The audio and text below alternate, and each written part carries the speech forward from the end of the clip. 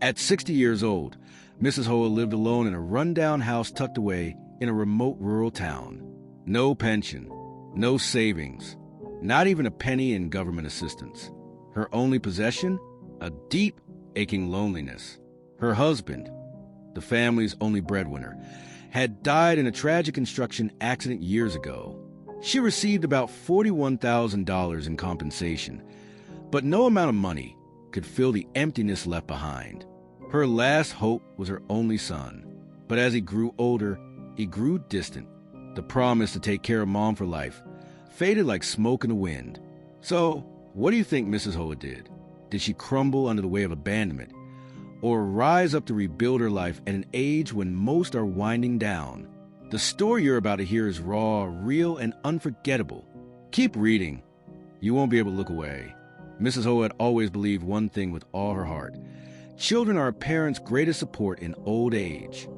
That belief was so deep, so unwavering, that she gave everything she had, without keeping a single thing for herself.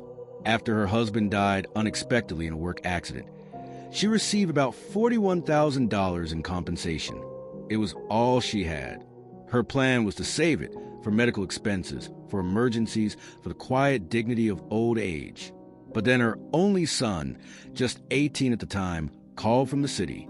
He spoke with so much hope, so much urgency. "Mom," he said, "I want to buy a house. Once I have my own place, you won't have to worry. I'll bring you to the city and take care of you forever." Those words lit a fragile hope in her chest. Wiping away tears, she wired him the entire amount, every last dollar, without hesitation. But it didn't stop there. She later learned he was living in an unfinished apartment. So she did what any devoted mother would do. She began raising chickens, ducks, even 2 pigs. She sold eggs and saved every cent, sending small amounts to her son to help him furnish the home.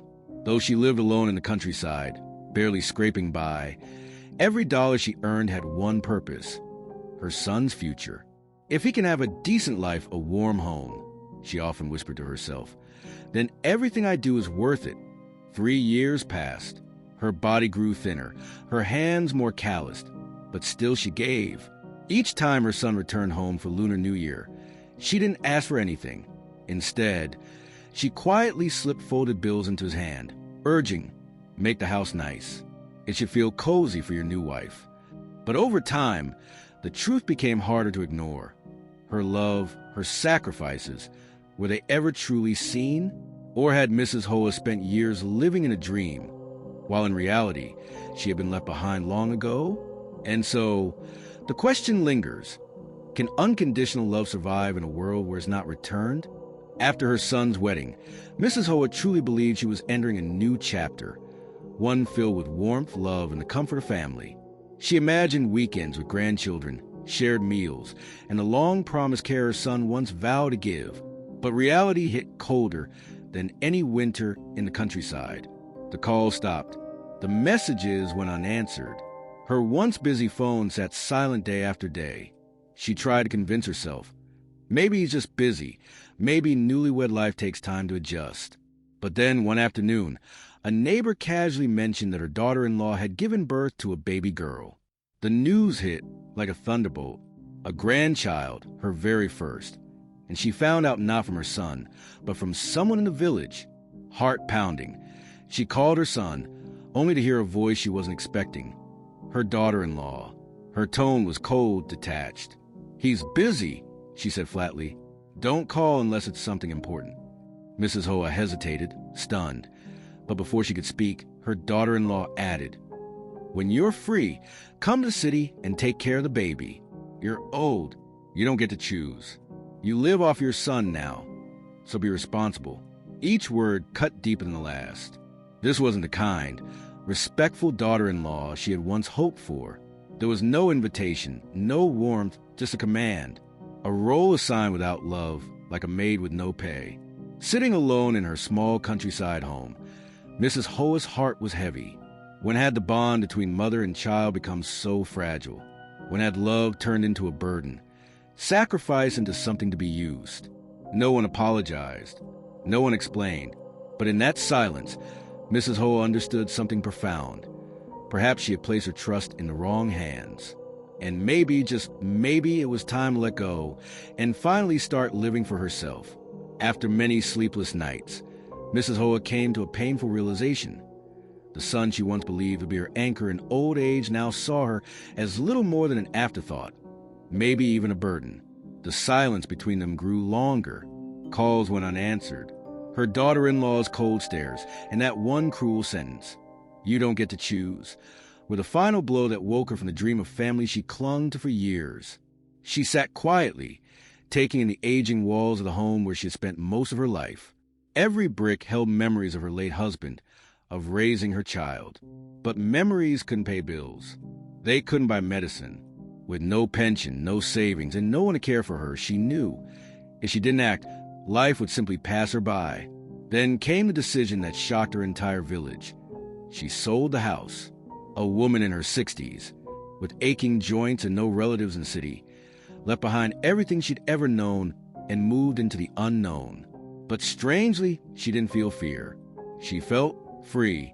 For the first time in decades, she was living for herself.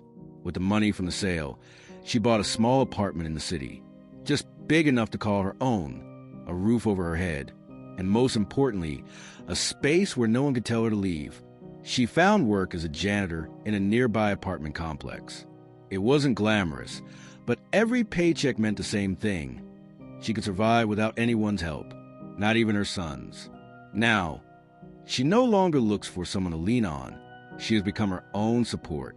The hands that once worked rice fields now gripped a mop, and though her back had bent with time, her spirit stood tall. Mrs. Hoa finally understood. Being a mother is a gift, but being free in old age is the greatest victory of all. On a busy city morning, as crowds rushed off to work, Mrs. Hoa stepped out of her tiny apartment in her simple janitor's uniform, with a quiet smile on her face. There were no more phone calls that began with, "Hi, Mom," no text to look forward to, but she no longer felt sadness. For the first time in decades, she was living a life that truly belonged to her.